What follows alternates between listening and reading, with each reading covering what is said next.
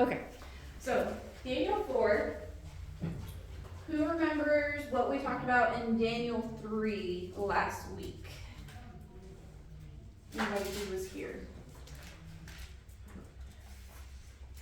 Nebuchadnezzar created the statue and made everybody bow to it, and if they didn't, then they were instantly thrown into the fiery furnace. Fiery furnace. Same thing. And then the three friends were thrown in, and Nebuchadnezzar saw a fourth person in there, and they came out unscathed. Yes. So that is last week. Okay, so that's perfect. Thank you for that wrap up. So at the end of it, we find out that King Nebuchadnezzar blesses the God of Shadrach, Meshach, and Abednego. Okay, and he tells everybody, if you say anything against this God, I'm going to rip you apart and tear down your houses and all of this stuff. So we have seen time and time again that Nebuchadnezzar has acknowledged the God of Shadrach, Meshach, and Abednego in Daniel. But what we are going to see is that it never moved from acknowledgement. Okay, he never converted. He still worshipped his own God, Marduk, but he did not convert to believing in Yahweh. Okay, but he's at least acknowledged Yahweh up until this point. So Daniel 4 takes place in roughly 583 BC. Okay, this is where we are roughly. Remember, we have rough estimations here. So that means about 17 years have passed since chapter 3. Okay? So about 17 years, which means that Daniel is about 36 years old at this point. Okay? So Daniel is now not a teenager anymore. He's in his 30s. Okay? And about 17 years have passed. So let us read the first couple of verses of chapter 4. So verse 1 says, King Nebuchadnezzar, to all peoples, nations, and languages that dwell in the earth, peace be multiplied to you. It has seemed good to me to show you the signs and wonders that the Most High God has done for me. How great are his signs, how mighty his wonders. His kingdom is an everlasting kingdom, and his domain endures from generation to generation. Okay, so we see a switch here that this is Nebuchadnezzar recording. Okay, this is not Daniel recording, but King Nebuchadnezzar is actually recording here in the book of Daniel, which is pretty interesting. Okay, and actually in the Aramaic, these first 3 verses are attached to the previous story. So it's almost as if Nebuchadnezzar, having seen what happened to Shadrach, Meshach, and Abednego, is declaring what is getting ready to happen next. So what happened 17 years in the future, he's now telling the audience what's getting ready to happen. Okay. So we have this unique chapter of a testimony of a Gentile king and how God has changed his heart. Okay, so moving on to the next couple of verses. I, Nebuchadnezzar, was at ease in my house and prospering in my palace. Okay, so this is Nebuchadnezzar saying, I'm the one who's going to tell you this story. This is what was going on. Okay, I saw a dream that made me afraid. As I lay in bed, the fancies and the visions of my head alarmed me. So I made a decree that all the wise men of Babylon should be brought before me, that they may make known to me the interpretation of the dream. Then the magicians, the enchanters, the Chaldeans, the astrologers came in and told me the dream, but they could not make known to me its interpretation. At last, Daniel came in before me, he who is named Belteshazzar, after the name of my God, and in whom the spirits of the holy gods. And I told him the dream, saying, O Belteshazzar, chief of the magicians, because I know that the spirit of the holy God is in you, and that no mystery is too difficult to you, tell me the visions of my dream and that I saw in the interpretation. Okay? So King Nebuchadnezzar tells us that he was in his house and he was prospering in his palace, okay? But he sees a dream. Now this is not the same dream from Daniel 2, okay? King Nebuchadnezzar in that dream told his enchanters and everyone that they had to tell him the dream and the interpretation. Okay, this one, he tells them what his dream is and he asks for an interpretation. Okay, so he's kind of changed a little bit there. All right, now, what we are going to see is that this dream is pretty easy to interpret. Pretty much all of us, when we read it, we can pretty much interpret this, okay? But the wise men here are not able to interpret the dream. This could be because they know what the dream is and they were trying to save their necks, right? It could be don't want to share the interpretation of this more than they couldn't, okay? Where before we know that they could not interpret the dream. Here we probably see that it's more of, I don't really want to interpret this dream for you because it's not good for you, Nebuchadnezzar, okay?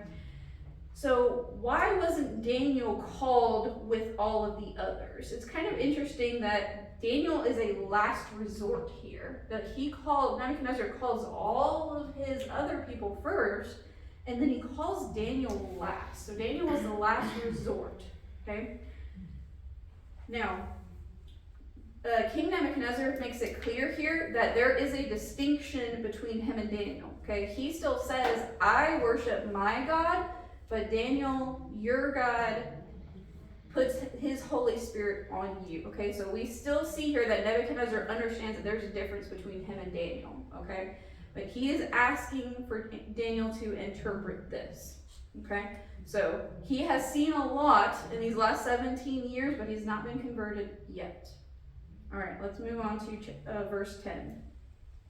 The visions of my head as I lay in my head were these. So this is Nebuchadnezzar telling Daniel, this is what I saw. I saw and behold a tree in the midst of the earth, and its height was great. Okay, so he's going to spell this out for Daniel. He said, Daniel, I saw this huge tree, and it was great and mighty in the land. Okay, its height was great, and the tree grew and became strong, and its top reached up to the heavens. Okay, and it was visible to the end of the whole earth. So this is a huge tree. Its leaves were beautiful and its fruit abundant. Okay, so he's got fruit and leaves. I mean, this is just a gorgeous tree, right? Its leaves were beautiful and its fruit abundant, and it was food for all. And the beasts of the fields found shade under it, and the birds of the heavens. So we've got birds and we've got animals, right, all over the place. And the birds of heaven lived in its branches, and all flesh was fed from it. I saw in the visions of my head as I lay in the bed, and behold, a watcher or a holy one. Okay, so we have this holy one come down from heaven, and he proclaimed aloud and said this, chop down the tree and lop off its branches, strip off its leaves and scatter its fruit. Let the beasts flee from under it and the birds from its branches, but leave the stump of its roots in the earth, bound with a band of iron and bronze. So the angel says, chop down the tree and get rid of it. But they are to leave the stump and they are to bind it in bronze and iron. Okay? Amid the tender grass of the field, let him be wet with the dew of heaven. Let his portion be with the beasts and the grass of the earth. Let his mind be changed from a man's, and let a beast's mind be given to him. And let 7 periods of time pass over him. 7 periods of time. Okay? The sentence is by the decree of the watchers, the decision by the word of the holy ones, to the end that the living may know that the Most High God rules the kingdom of men and gives it to whomever he will and sets it over the lowliest of men. This dream I, Nebuchadnezzar, saw, and you, Belteshazzar, tell me the interpretation, because all the wise men of my kingdom are not able to make known to me the interpretation, but you are able, for the spirit of the holy gods is in you. Okay? So King Nebuchadnezzar tells Daniel this dream. We have this huge tree. It can be seen for miles. It reaches up to the heavens. All of the animals find shade under it. People eat out of the tree. And then this messenger comes down, and he tells them they need to cut down the tree. But did you notice here that we switch from talking about its in verse 15? It says, but leave the stump of its roots in the earth, bound with iron and bronze amid the tender grass, but let him be wet with the dew of heaven. Okay? So if you were to hear this interpretation, what would you tell the king? King Nebuchadnezzar, I'm afraid this is you. Yeah, you're The angel makes it pretty clear here, right? This is not like the first dream, okay? That was really hard to distinguish. He says, let his mind be changed from a man's to a beast. So we're no longer talking about a tree anymore, are we? Okay? So King Nebuchadnezzar tells Daniel this dream, and then he says, all of my wise men won't interpret this dream for me, but I know you can because you have the spirit of the holy gods. Okay? So he tells him this dream. Now, in this dream, the angel tells us the whole reason for this dream. Okay? The messenger says, right here, that the living may know that the Most High rules the kingdom of men and gives it to whomever he will and sets it over the lowliest men. Okay? So the angel's telling him exactly why he is getting ready to do this. All right, now the bands of iron and bronze are kind of interesting because we're not 100% sure what these are. So basically we have this tree stump and there's these bands that are kind of holding it down, okay? So either this is a picture of enslavement, okay, that you're binding something and holding it down, but it could also be a sign of protection. Okay, because if you have something bound down in iron and bronze, a lot of things can't get to that root. Okay, remember we're talking about a stump here. So the stump is not going to be able to have somebody come along and take it up and remove it. Okay, so it's that picture of protection and enslavement. It could be that double picture that we see there. Okay, so King Nebuchadnezzar asked Daniel point blank, I need you to interpret this for me, because he knew that Daniel would give him an honest answer. Daniel has been nothing but honest with King Nebuchadnezzar, okay? Nebuchadnezzar says, I want the truth, okay? And you are going to be able to give it to me. All right, so let's find out what Daniel says. Then Daniel, whose name was Belteshazzar, okay, was dismayed for a while, and his thoughts alarmed him, okay? So we were told that King Nebuchadnezzar sees this dream and he's alarmed by it. Daniel hears this dream and it alarms him. Okay? He is completely dismayed about this dream.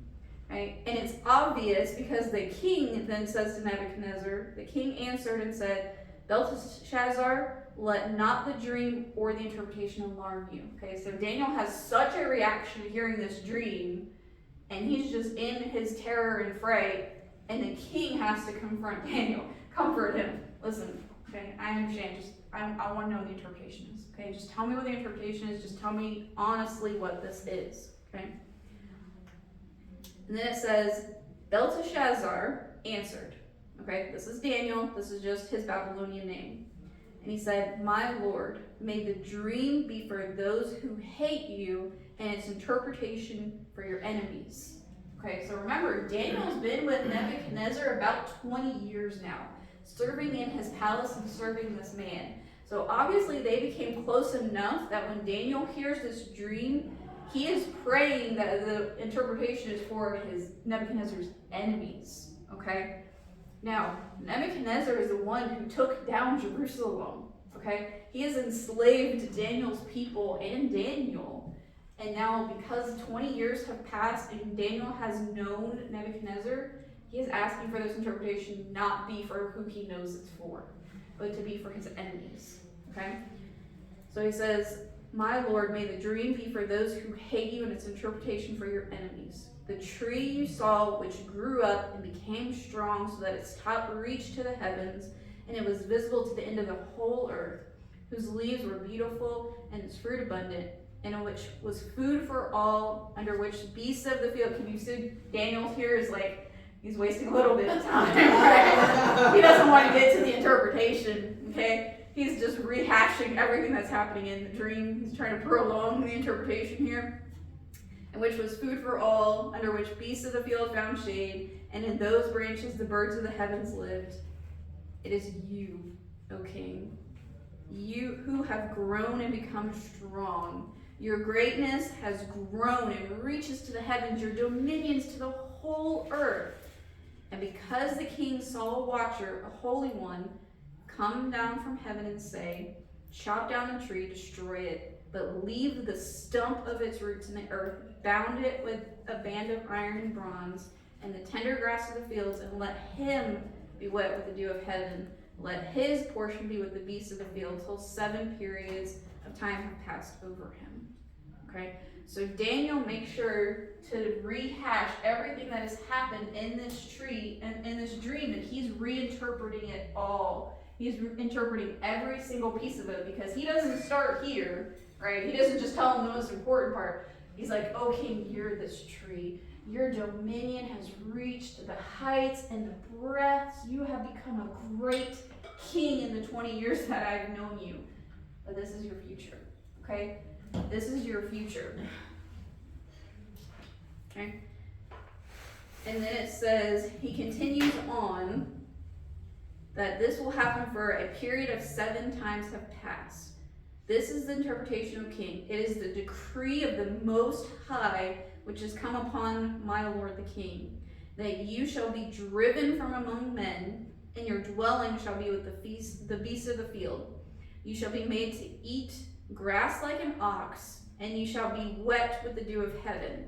And 7 periods of time shall pass over you, till you know that the Most High rules the kingdom of men and gives it to all whom he will. So he's repeating the messenger's message, okay? He's just saying, listen, what the messenger said is true, and this is why this is happening to you, okay? Or what is going to happen to you.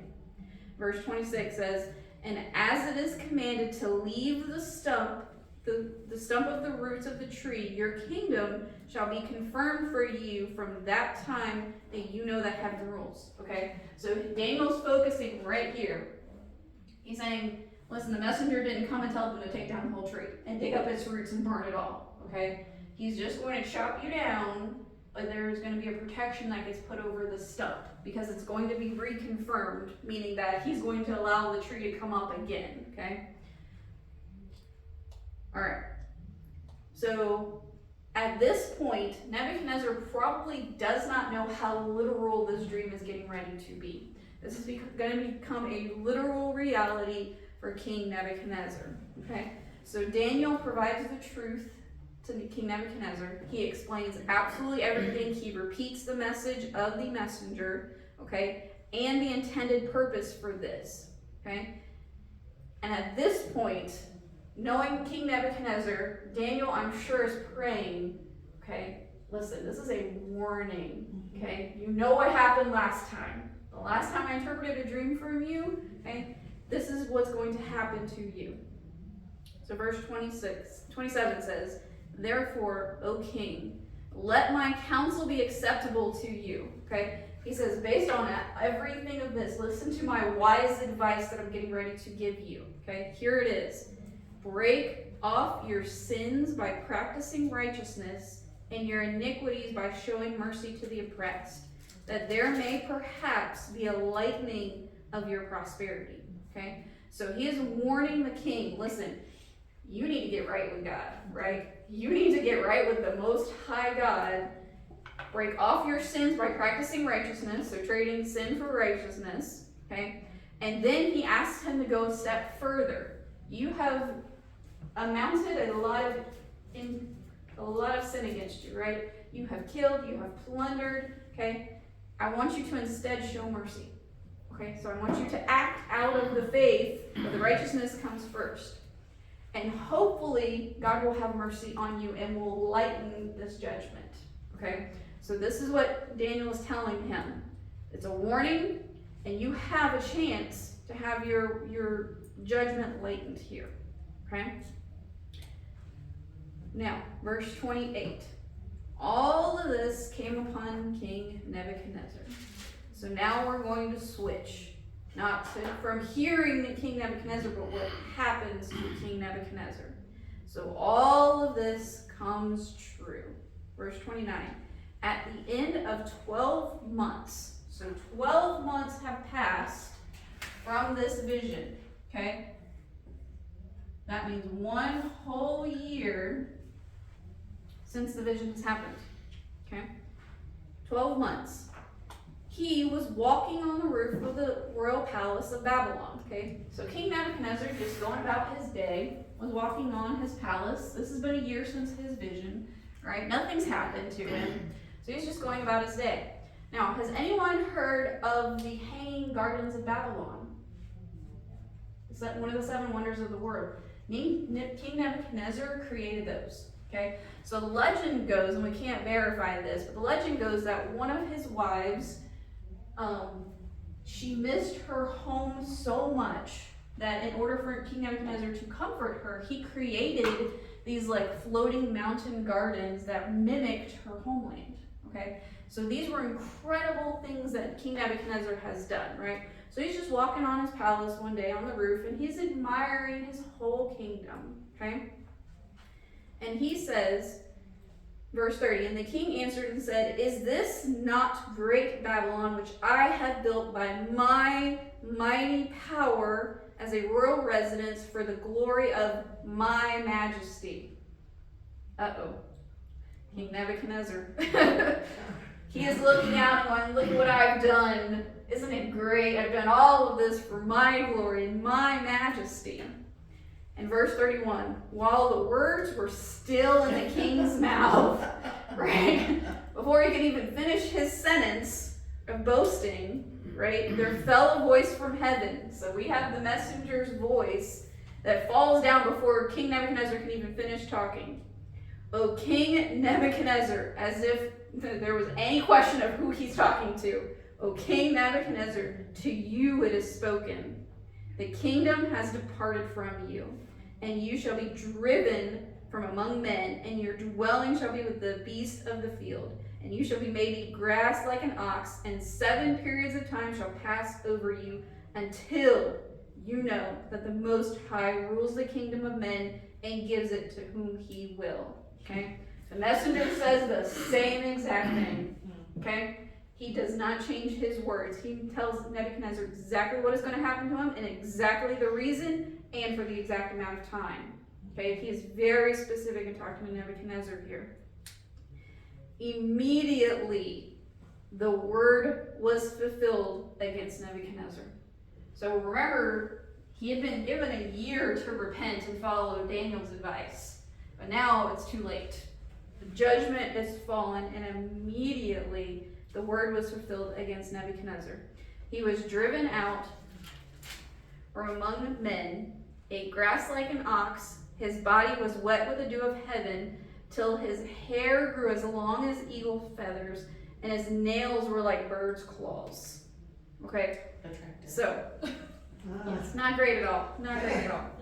All right. So he had 12 months to repent. He probably forgot about the dream and all of that time, right? God didn't forget, all right? We have King Nebuchadnezzar just enjoying all of his luxury and all the things that he had done, and then he hears the same words audibly in the sky as he had heard in his dream, okay? And he is reduced to a man, a wild beast. Now, if you didn't know, between then and now, this has actually happened more than once. And has happened so many times, not a whole lot, but so many times that we have a name for it. Okay? It's called Banthropatry. Let me spell it for you. This is actually a clinical term. Okay? It is the delusion that one has become an ox. So there is documented cases that this has happened that we can document, and they put a name to it. Okay? Now, the other thing that we have to consider here is that, remember, our king is a king of Babylon, of one of the greatest countries that is happening at this time in period of history. Okay? There is no recordings of the 7 years in Babylon history. Okay? There is not a time where it says, and our king went nuts and thought he was an ox, right, for 7 years. There's no mention of this in Babylon recordings. Would we expect that? Would we expect that their king went insane for 7 years? Those are the kind of things we don't add to the records, right? Okay, so this silence is just screaming loud of these 7 years. But we have this historian, this Greek historian, who comes along in 268 BC. So we're talking about 300 years, right? This guy comes along. Abingus, okay, he's a Greek historian. This is what he says happened to Nebuchadnezzar. He actually wrote this down in his historical notes, that during this time, King Nebuchadnezzar was possessed by some god and he disappeared. Okay, so he records that something happened to Nebuchadnezzar. He was possessed by some god and that he had just immediately disappeared. Okay, these are his words writing about this 300 years later. Okay, now, some dismiss this account of Daniel, that if King Nebuchadnezzar really went mad, we would see some kind of record. But between 582 BC and 575 BC, there's actually no record of government activity for the Babylons, which is 7 years and 1 year from when Nebuchadnezzar had his dream. Okay, there's no government record during that 7 years in Babylon. Okay, it absolutely screams that they were trying to hide their embarrassment of their king. Okay, this is a very egotistical society. They would have promoted everything that's great that's going on, and then for 7 years, the records go silent. For the whole 7 years that King Nebuchadnezzar believes that he's an ox, it just goes silent. Okay? Now, King Nebuchadnezzar. Wait, so when it says, like he was driven away from the people and ate grass like a cowboy. So, it just happened. It wasn't really like, when you read that, you could think like his people drove him away. But no, he just went crazy. Went crazy and left. And immediately, he believed he was an ox, and he just takes off. Okay? Yeah. And he goes out, and he eats the dew of the grass and everything like that. Okay? So he had the opportunity to humble himself, and he did not. Okay? Now, God humbled him, and this experience could have been lessened. Okay? If he had listened to Daniel and he had listened to the dream, his judgment would have been lessened. But now God is going to completely fulfill the 7 years that he had on Nebuchadnezzar. All right. So at the end of the days, Nebuchadnezzar. So now we're going to switch back. So now these are back to being Nebuchadnezzar's words. Because remember, it started with Nebuchadnezzar, and then it switched to Daniel. And now we're going to switch back to Nebuchadnezzar.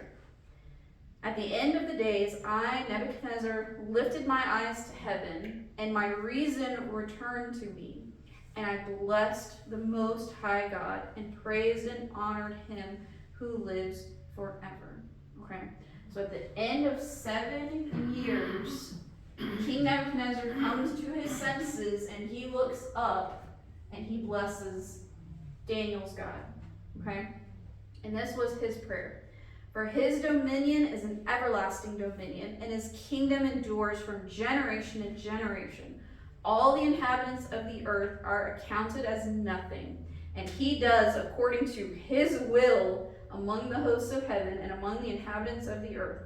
And no one can stay his hand or say to him, "What have you done?" Okay? So after everything that King Nebuchadnezzar has gone through, he realizes who God is. Okay, this is the God who has control over everyone, okay, over the hosts of heaven, over the inhabitants of the land, everyone. No one can stop his hand of judgment, and no one has the right to ask him what he has done. Okay, so King Nebuchadnezzar not only comes into his right mind, he really comes into his right mind. Okay, so he is back to being in his right mind. But isn't it interesting that he was like this for 7 years? Okay? 7 years, God protected him. He was out in the wilderness and he ate grass, and he drank the dew on the grass that no wild animals came and killed him, that he had shelter, that he had protection for 7 years out in the wilderness. He also had protection from his enemies.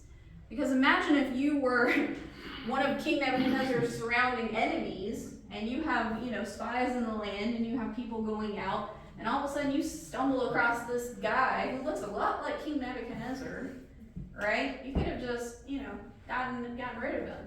So God, for 7 years, protects King Nebuchadnezzar, right? He has put these bounds on him for protection, okay? Because he is going to raise him up again.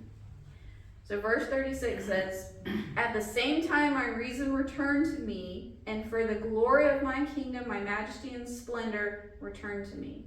My counselors and my lords sought me, and I was established in my kingdom, and still more greatness was added to me." Okay? So King Nebuchadnezzar tells us what happens here. That he returns to his right mind, okay? And his counselors and his lords sought him, okay? So they knew that this judgment was going to happen for 7 years, okay? And when they realize 7 years have passed, they go out looking for him. And they find him in his right mind. And they bring him back into the palace and probably give him a bath and a haircut and clip his nails and, polish him up a little bit here. Could you imagine, like, your fingernails are grown out and your hair is grown out, right? So they probably needed a bath. But they set him back up on the throne after 7 years. Now remember, this is Babylon. This is Babylon that has taken down Israel, that has expanded their territory, that has absolutely destroyed people. For 7 years, their throne remains empty. And they just let it happen, okay?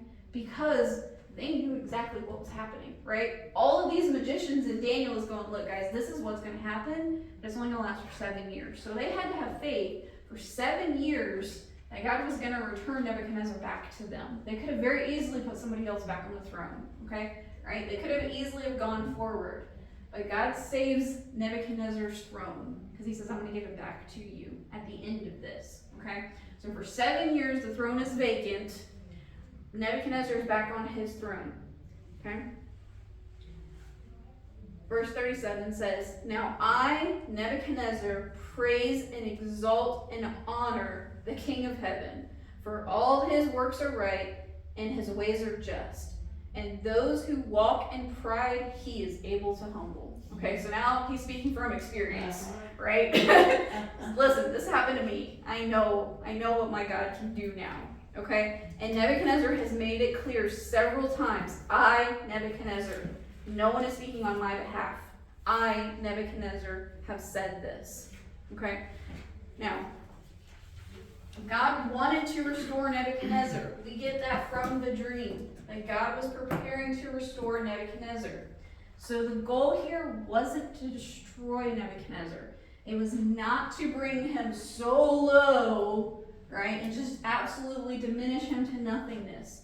But it was to bring him to a proper place, okay? A proper place before God and before men. And truly Nebuchadnezzar learned that if you walk in pride, the fall is coming, right? God is able to put you down. Now, after all of this happens, okay, Nebuchadnezzar is restored, and he gets an additional 14 years on the throne of Babylon, okay? So he rules and reigns until 561 BC. This means that for roughly 43 to 44 years, because remember, Babylon's weird about the way that they record their kings, he rules Babylon for 43 or 44 years, okay? His kingdom just goes crazy, okay?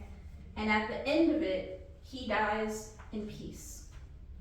He goes to be with the Lord in absolute peace. No one comes and takes him down, okay? No one comes and rules over him and pulls him away from the throne again. But God, because Nebuchadnezzar lifted his eyes and exalted the Holy One, gives him another 14 years on the throne, and he dies peacefully. Now, when he dies, Daniel is about 58 years old. Okay? So, for 40 some odd years, Daniel served Nebuchadnezzar. Okay? and he sees what God has done for him.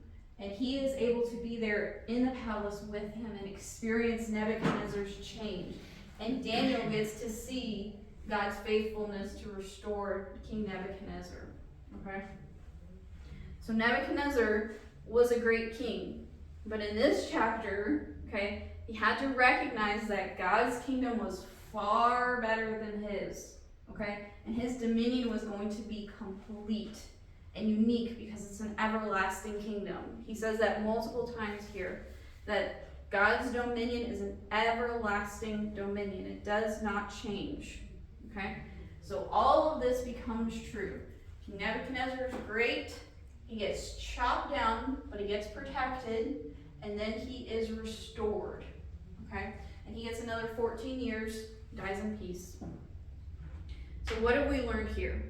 That pride always comes before the fall, okay? And if we place ourselves in an unright position with God, God has no problem putting us back into our proper place, okay? So we should be very careful not to let pride dictate our lives, because we can see that a lot in the Babylonians. The Babylonians allow pride to absolutely dictate their lives and to rule over their lives, okay? Surely God humbled King Nebuchadnezzar, and he has no problems doing it with us. Just because we're not sitting on the throne, right? Just because we don't build a vast army, doesn't mean that God doesn't have a problem humbling us. All right? Now, King Nebuchadnezzar, these are his last recorded words. I, King Nebuchadnezzar, praise and exalt and honor the King of heaven. Okay? For all his works are right and his ways are just.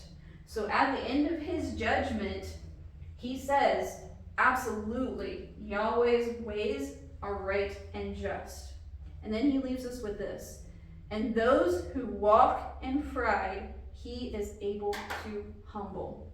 Okay? Now, these final words are going to be echoed in the next chapter. So the next chapter, in chapter 5, we are going to learn about King Belshazzar. Now, Belteshazzar, this is not Daniel, okay? This is a Babylonian king, and the handwriting on the wall, okay? So we are going to hear Nebuchadnezzar's words echo, those who walk in pride, God is able to humble, okay? And we are going to see another king that God is going to humble. But he is not going to have the same outcome as King Nebuchadnezzar, okay? There's no dream for this king. There's no warning. There's no restoration promised. There's no extra 14 years of prosperity. We're going to see another king that does not get this type of warning and promise. But we have discovered King Nebuchadnezzar, for all of his faults, okay, for going after Jerusalem 3 times in these sieges and bringing all these people under his care, that God actually calls him my servant 3 times in Jeremiah, okay? So God knew exactly what was going to happen with King Nebuchadnezzar. He knew that he was going to use him as an arm of judgment on Israel. He knew that he was going to judge him for his pride, but he also knew at the end of it, King Nebuchadnezzar was going to exalt the king, the God of Israel, the God of Daniel, the God of Shadrach, Meshach, and Abednego. And for that, God blesses him. And God allows him to have peace and prosperity. Okay? And 3 times in Jeremiah, he calls Nebuchadnezzar my servant. Okay? Nebuchadnezzar called him my God, and God called him my servant. All right. Any questions? Comments? So it was a year after the dream that it all took, that took place. Yeah, that he. Yeah. There's 1 year between the dream and it actually happens. Okay. So remember our theme here, when we see judgment, to look for mercy. Okay. Mercy. The king was given a year to repent. He did not. Okay. Mercy. God protected him for 7 years out in the wilderness. He fed him. He sheltered him. He kept him from other wild beasts attacking him. He kept him from his enemies attacking him. And even though he took his throne, it remained vacant for 7 years, waiting for King Nebuchadnezzar to come back. Because you can imagine Daniel. Where's Daniel? He's in the palace, and he's telling him, don't worry guys, he's coming back. coming back, he's coming back. God's gonna restore him back, okay? So they had to trust Daniel, and they had to trust the dream that King Nebuchadnezzar was gonna be restored to him. So yes, we have judgment. We have this tree that gets lopped down. We have protection, we have mercy, okay? So when you see judgment in the Old Testament, look for that mercy. There's always a balance there. Any reason why it was 7 years? 7 in the Bible is a year of completion, so that's probably what it's more speaking to, not necessarily 7 years of, any particular thing, of just that at the end of it, Nebuchadnezzar was going to be complete. So he was going to get to come back to his throne, the vision was going to be complete, and he was going to be in that right relationship with God. Seems like a long time. Wasn't the same thing too, like if you're in debt to somebody after 7 years, everything was supposed to be? So that's an Israel commandment, that after 7 years you would be set free, not necessarily Babylon. Potential, especially because we have these irons here, that release is a potential.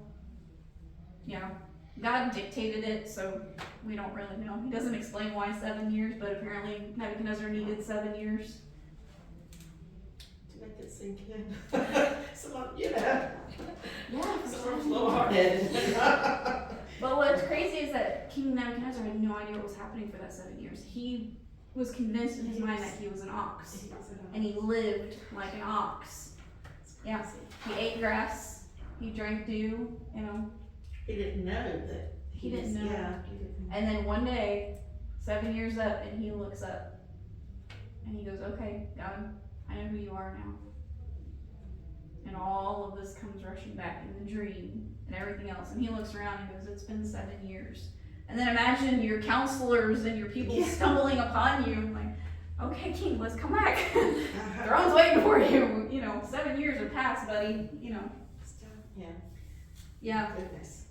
It's pretty incredible what God does for us. But as I've been teasing through these chapters, God has been shouting down to King Nebuchadnezzar, right? Jesus showed up in the flames, and King Nebuchadnezzar is the one who saw him, right? Daniel has been telling him time and time again, listen, I serve the Most High God, okay? Well, who do we think the messenger is? An angel. It's just an angel. Just an angel. Just an angel. Just an angel, yeah. So, because all we see is the mouthpiece. So God's speaking through this messenger. It's just a mouthpiece, yeah. But then we hear it later, right? So King Nebuchadnezzar doesn't see an angel, but he hears it. So imagine you're just walking around one day and he's like, oh, this is great, I love my cows, I need to water my plants. And then God's like, hey, by the way, King Nebuchadnezzar, this one's for you. Yeah. And to hear your dream come to life. Exactly, yeah. Yeah. I don't know if you've answered this before, but the Chaldean, because it always calls the magicians. The Chaldeans. Yeah, the Chaldeans. It was another part of it. So he had lots of different people, magicians and astrologers, so the different forms of how we study our world. So some would look at the stars, some would look at events, so just different sects of people. Okay, so it's just like a name and not like a city. No, it would be like a title. Okay. So these were all the wise people. Like we would gather people together, we would gather dignitaries and, people from other countries. I forgot the word.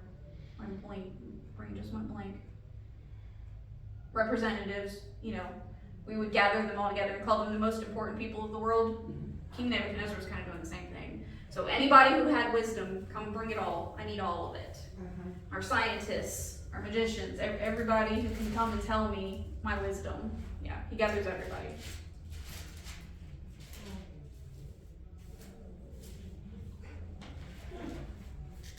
Great questions. All right. Anything else? This is a great story. I really, King Nebuchadnezzar is painted as a bad guy in a lot, but then we don't always see the end of what happens. And this we don't even get in scripture. We have to do math to get in history. It's interesting. And we have to look at history and get this. But when we tie Babylonian history, Greek history, and our recordings in math together, we see this bigger picture of what God was doing that they would have known reading it. right? They would have known their history, they would have known these things, but we have these missing pieces that we can plug back in and see what God was doing. Okay? So, going into chapter 5, Daniel is now pushing 58. Okay, so he's about 17, so now we're gonna go about 40 years in the future. As So we head now into what chapter 5. chapter Yeah. he? Imagine that, yeah. We started him out as young, and then he gets to see Nebuchadnezzar's reign for 40 years. 43 years. So when he's in the den of lions, how old is he? We're gonna get there. I was thinking he was 70s. young. I know, what's the, Yeah, yeah. 70s, 80s. Yeah. Yeah, he was not a young baby. I was He was thinking young I too. did too. 70s, 80s. We're gonna get there with the math, but yeah. So we're only pushing 58. We're just on the first king.